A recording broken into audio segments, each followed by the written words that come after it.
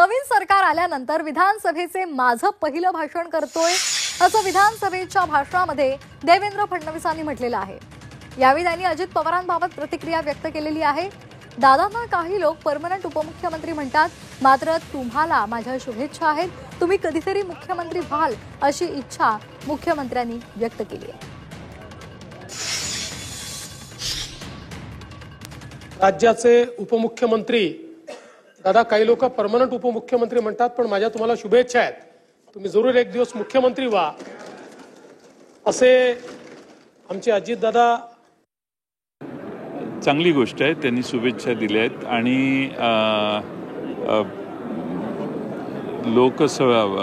महाराष्ट्राच्या मुख्यमंत्र्यांनी ज्या अर्थी दिलेल्या आहेत त्या अर्थी त्या खऱ्या ठरण्याची शक्यता जास्त आहे।